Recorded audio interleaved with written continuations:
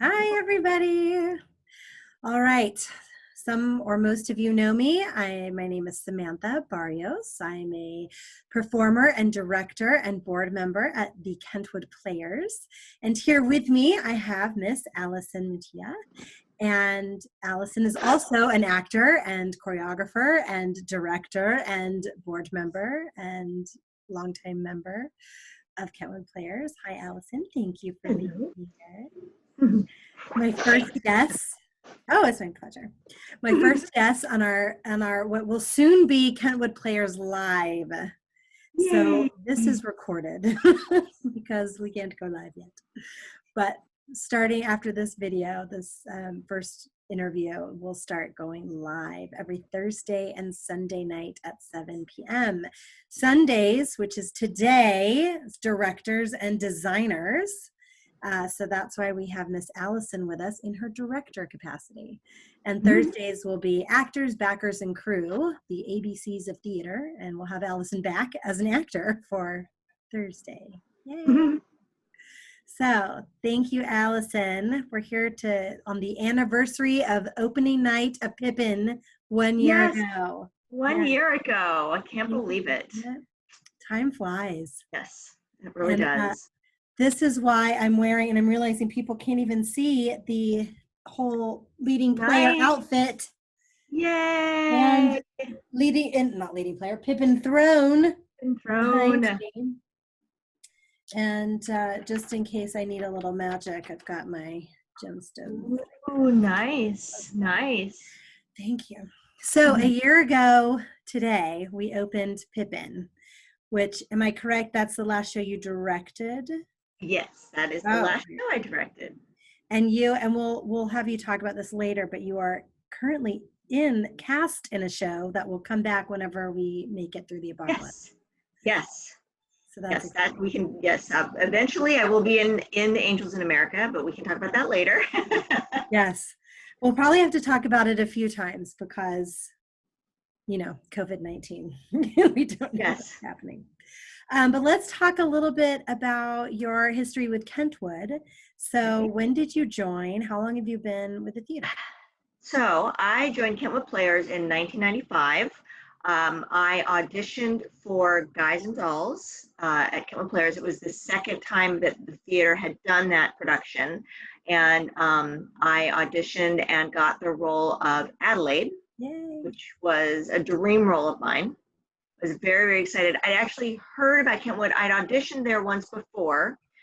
I auditioned for a play. Oh gosh, I can't remember. It's a play, and there was only one woman in the play. I did not get cast in that show, but I'd known about Kentwood for a while, and I was kind of following.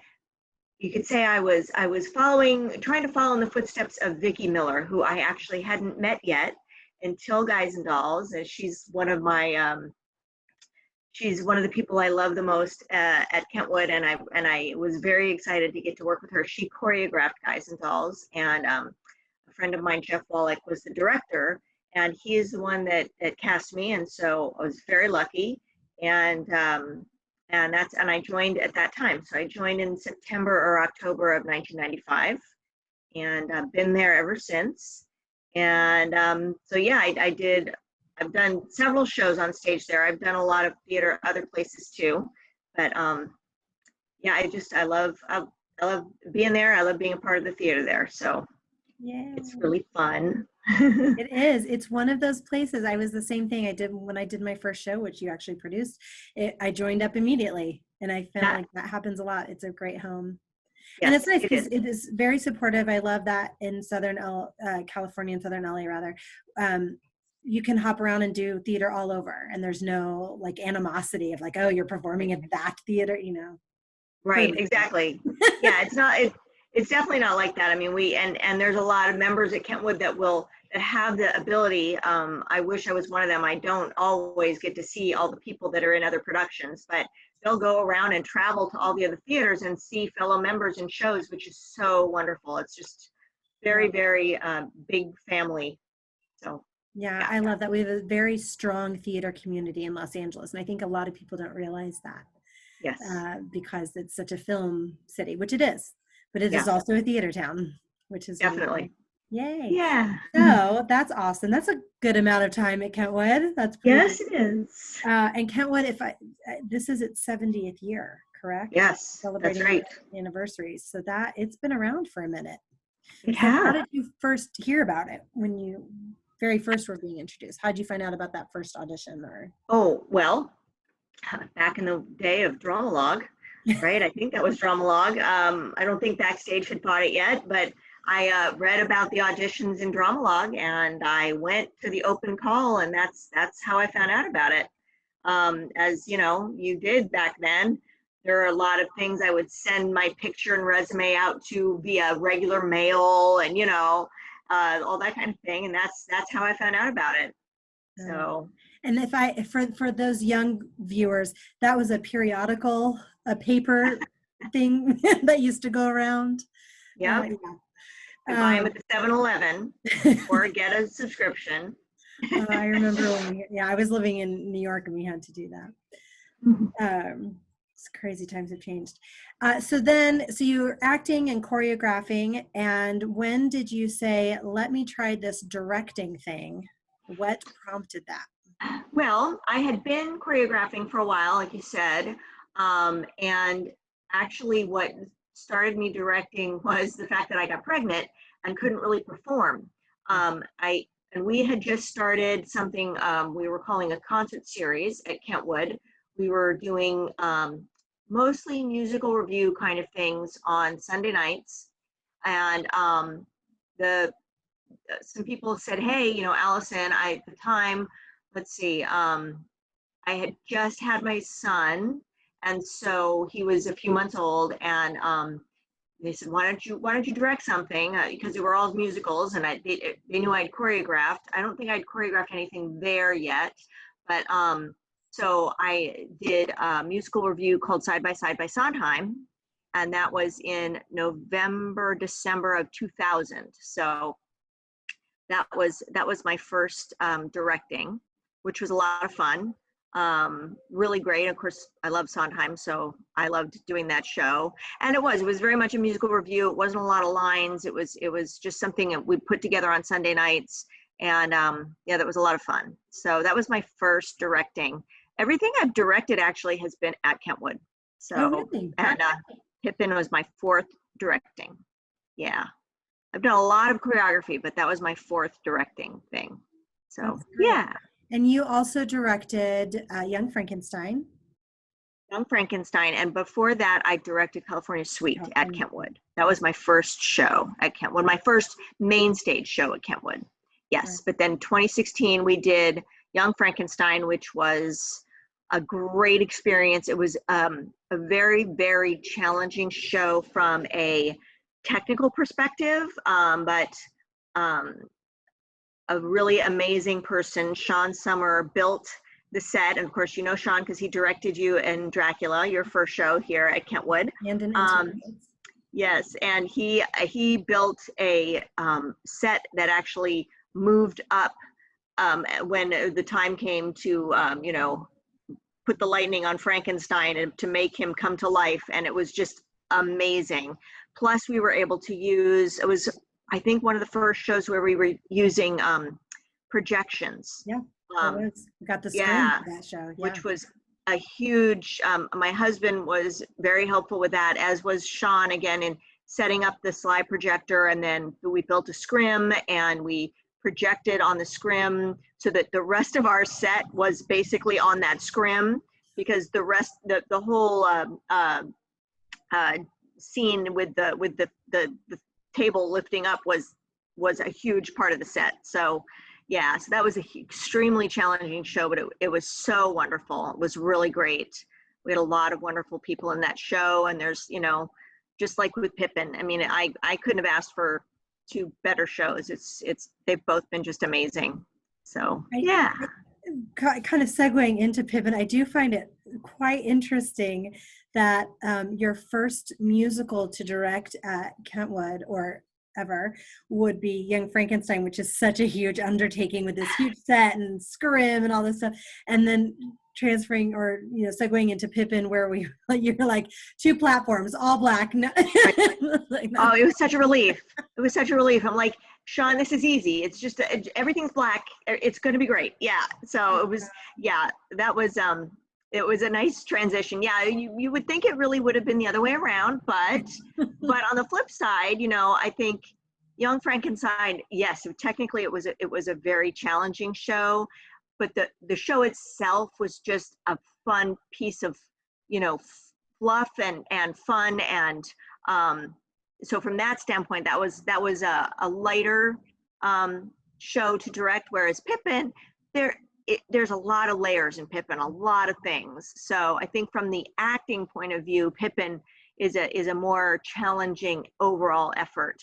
But from the set point of view, thank goodness, no, much simpler. Yeah. We still had our challenges, and thank goodness for you not only being leading player, but helping to dress the set and paint the set with Melody. I mean, my gosh, Pippin was a beautiful set. And my favorite part about Pippin was the fact that we were able to basically strip the set every night at the end of the show. That was just such a moving moment that was just so special, and something that the audience doesn't usually get to see is the backstage and how the set looks when we're not putting a show up. So yeah, right, because usually they see us with our full face on, right? Yep. And then we stripped it down took all the magic away. Yep. That's pretty powerful. It's so funny as we're talking about that. I'm like, here's a little piece of artwork Miss Melody did. Decorating. That's right. Lives in my house. So beautiful. Perfect. So speaking of where you were talking about the challenges of Pippin, what drew you to this musical to suggest anyway that you wanted to do Pippin in the first place? Well, I did it before myself. Actually before, let's see. No, this was when was it? Oh my goodness. That's right. It was 1999. It was a show that I did in another theater in Orange County at Westminster. And I played Catherine in that production. And it was just such a moving show for me to do. And it was, it really spoke to me because it was at a point in my life where I knew my life was going to change, because my husband and I at the time were planning to have a, hello Isabel, my cat's talking. We're planning to have a baby. So, and the whole storyline where everything changes, the whole concept of Pippin thinking that he had to do something amazing, that was, it had to be something so miraculous and special. And the whole idea of theater to me at that time was that, I wanted to do something in theater that was amazing and special. And then I realized that I was gonna stop that and have a child. And it was a big turning point in my life where, of course, now I look back on it and I realize that having a child is monumental and amazing. And I love my son so much, I would never have changed anything. But for me, it was like, oh my goodness, my life is never going to be the same. And I'm not going to be able to do theater the way I've done it before. Everything's going to be different. So it was a very moving show for me because of that change, that point in my life that was changing. And the whole idea that Pippin had, which again was, as I think Pippin learns in the show, that you realize that normal thing in your life is really truly special. It's not, it is what it is all about. And to me, that's what Pippin kind of says, at the end of the show, is that those normal things are really the special things. And so that was what moved me and brought me to that show. I've always loved the show. I also loved, of course, that it was Bob Fosse that directed it and choreographed it.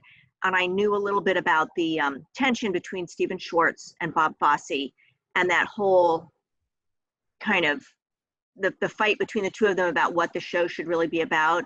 And that was something that I really, I don't know, just spoke to me, and I wanted to kind of find my way of telling that story. So yeah, I loved it. You did. That you did. As you were talking, it struck me because the music is very kind of catchy, and and Stephen Schwartz talks about that. He wrote this to be an album on its own. To listen Yeah. to be top 40 to be played on the radio, and some of those songs were. They've since been remade and covered by multiple artists. Yep. Various songs throughout there. So it is very catchy, which I think can lead people maybe to believe that it's, just fluffy. It's not Yeah. really. It is such a deep show that is about life. And yes, all, as we as the actors were sitting in there talking about it, we would meet with you and you would ask us all these questions about our characters. We all would share similar stories of our feelings of not only our character, but also of being Pippin. Yep. Yeah, and that was the other really cool thing about the show, is that to me, everyone in the show, no matter how large or small their part was, everyone could have a very specific choice that they're making, that their reason for being part of this group that follows leading player, and their reasons for, or if it's Catherine, or if it was Theo, everybody had a story, and I wanted to make sure that everybody had that story, because at the end, especially, and even throughout everywhere in the show, but it starts off as everyone's just happy, right? And as you progress through the show, you see that they're really trying to pull Pip in a certain way, and then at the end, when everything comes crashing down and the set is bare and everyone has that moment for themselves where they react to what's happening based on what their character is thinking. And to me, that's very special, that you have that opportunity for everyone in the show to really have a character, a feeling, and a choice to make. The ensemble's not just, the happy dance ensemble. It's very special. Yeah. So. And kind of going with that, I thought it was really great. You had a wonderful process of talking about everybody's backstory, not just titled characters like Catherine, Theo, Charlemagne, etc., but Fastrada. If I don't say Fastrada, she'll get really mad at me since she's on. That's right. That Lindsay, would never get mad. Mental. She's like the sweetest, kindest, exactly, accepting person. And back the fact that I said her name, she's probably like, "Oh no, don't bring me up." Yep. Of all the people. But anyway, but also with the chorus of players, that each of them had their own backstory and history. Yeah.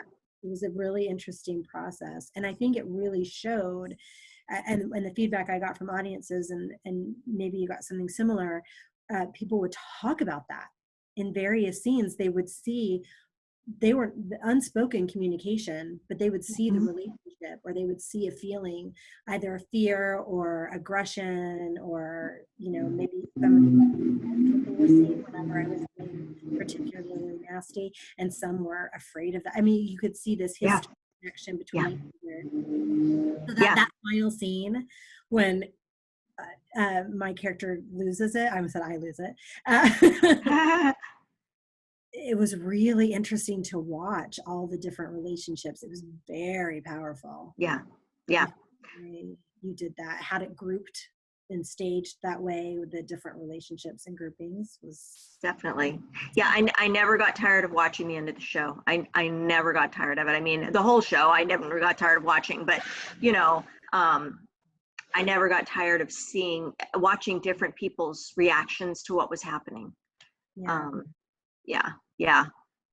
And of course, we did have, the magic was a challenge. Even though the set was not a challenge, I think we did some pretty cool stuff with magic. Really cool stuff. We did some very cool stuff with magic. Mm-hmm. We also had some projection in our show too. Yes. That also happened. Yes, there was that. Those audience members watching this maybe will remember our one fire catastrophe. That's right. Fire. The fire that never happened. No. Oh gosh. Just a computer. Yeah. That's all right. Oh, That's well, live theater. right, People go to live theater because they never know what to expect. right. Just to segue, just to tell that story real super quick, but it's kind of going with what you were saying about the character and the relationships. So for the people that don't know what happened, there's a part in Pippin where we try to get him to jump into a fire, and I'm describing it to him, and I turn around, and every single person on the stage, all 17, how many? 17, I think, yes. All 17 of us are looking upstage at the scrim that is supposed to be showing the flames and fire. And it was just the computer screen, just the Yeah. desktop background. And Uh, then eventually the program. right. Yes, that was very, very unfortunate. Yeah. But what's interesting is we all turned, and then I felt, as I was staring at it going, oh my gosh, what am I going to do? The audience behind me. I feel every member on that stage slowly turn to me. And as I look at them, they are looking in fear, because not of like this, we're having a technical difficulty, not like, does Sam know what she's going to do, but actually going, oh my gosh, is the leading player going to kill someone right now? like it was so in character. Oh, funny. I mean, you know, with all these little stories, they all looked at me with their individual character reaction. Oh, that's awesome. I'll never forget that. It was awesome. It was amazing. Oh, gosh. Yeah, well, I was upstairs in the booth.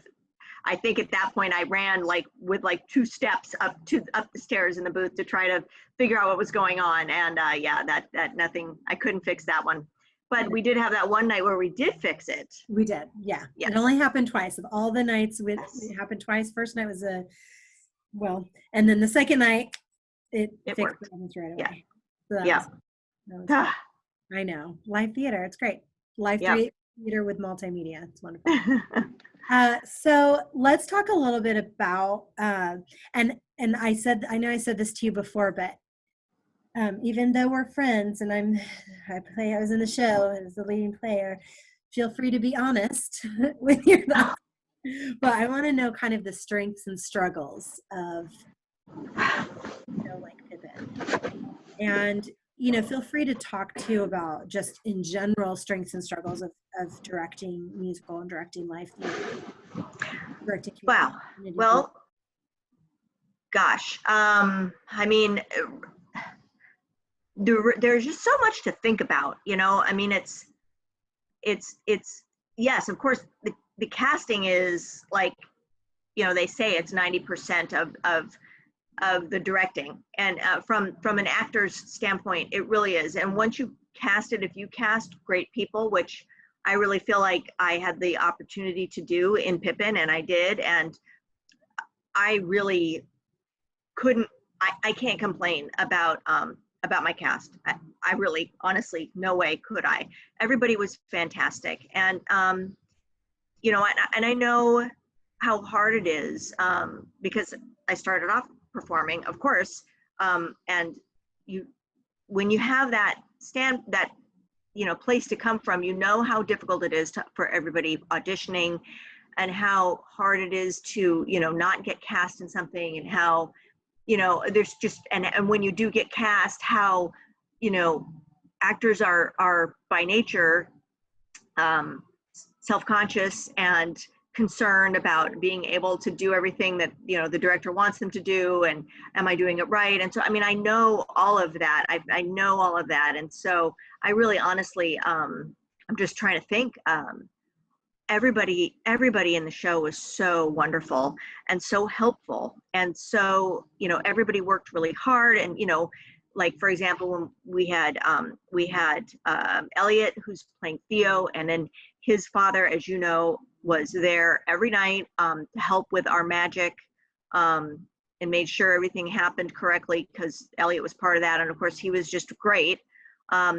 So I mean, the challenges with Pippin were more, you know, are we going to get the magic right? Is the balance with the music and the actors okay? Is, you know, are we going to get the set done on time? Which again, thanks to many actors and members.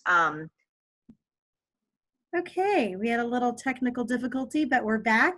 Allie, you were talking about the set.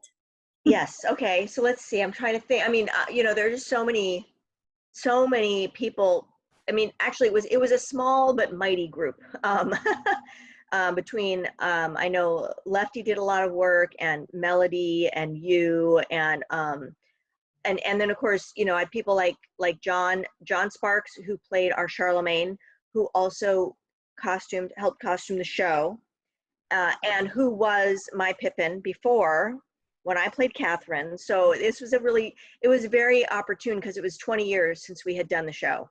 So it was really just so many reasons that this production was special. So many reasons, not, you know, least of which was you, because you really pour your heart and soul into your roles. And I value that so much.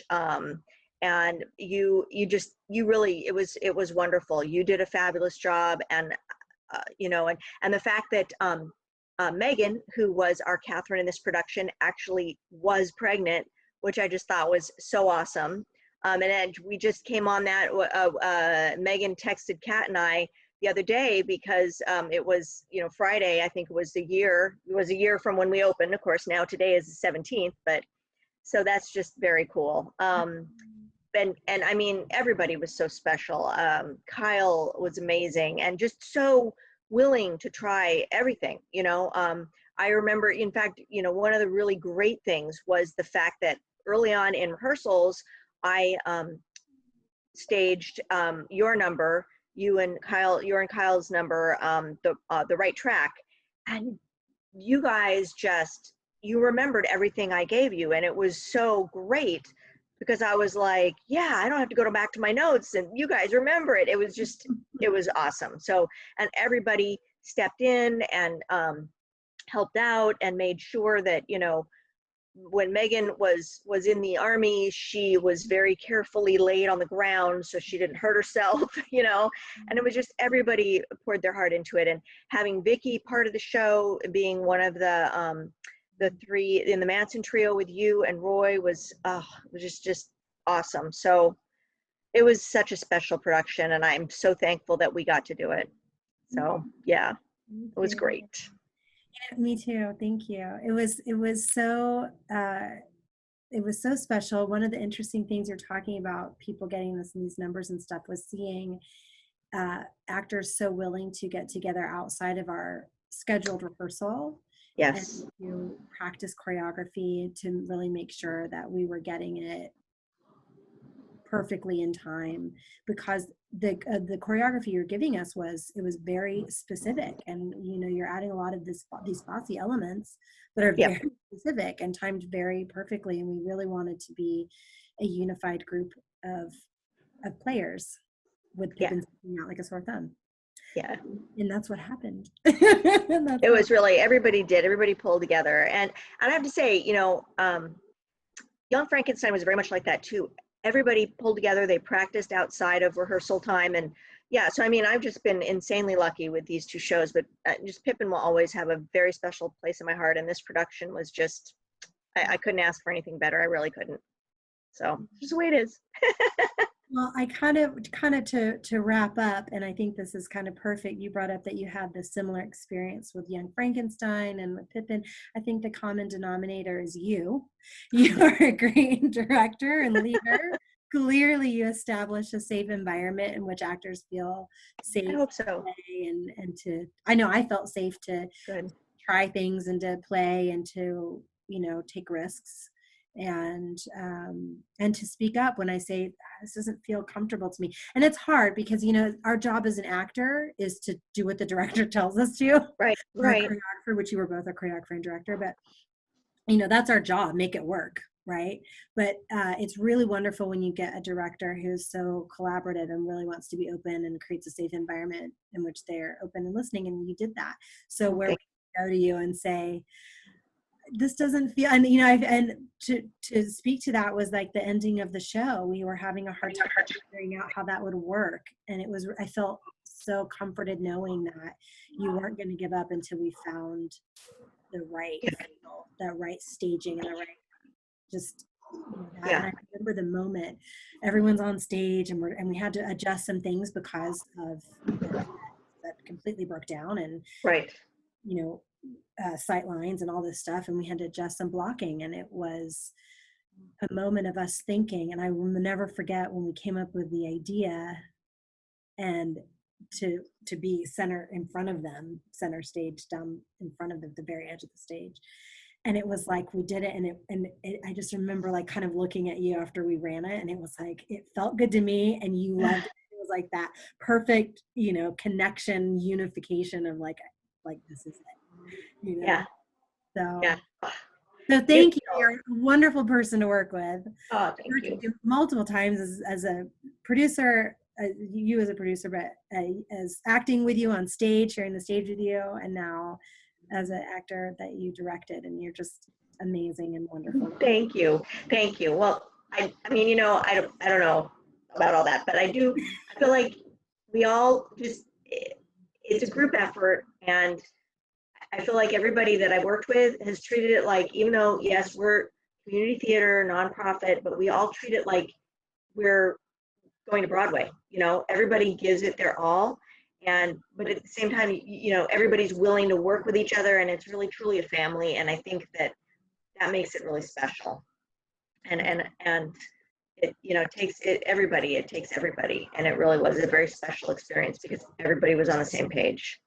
So yeah. Absolutely, that's what it is. Collaboration of people from, whether it's you're doing community theater or educational theater or Broadway, it takes everybody. So yay. Well, thank you for leading that ship, and thank you for sharing your thoughts and feelings and experience. And Thank you. This was so much fun. Interviewee. Yay. Next time I'll be in the throne. No, I'm just kidding. All Charlemagne, right. you'll play Charlemagne next. I'll play Charlemagne next time. Or Pippin, I'm not sure. No. That's a good idea. All right. Well, I love you so much. Love you too. Thank you for having me. Yay, of course. And thank you guys for watching, and we'll be back with so many more. So stay tuned, and we'll have a list of who's coming up next. Yay. Some fun people on board. All Can't wait. Yay. Bye, everyone. I can never figure out how to stop. Oh, there we go.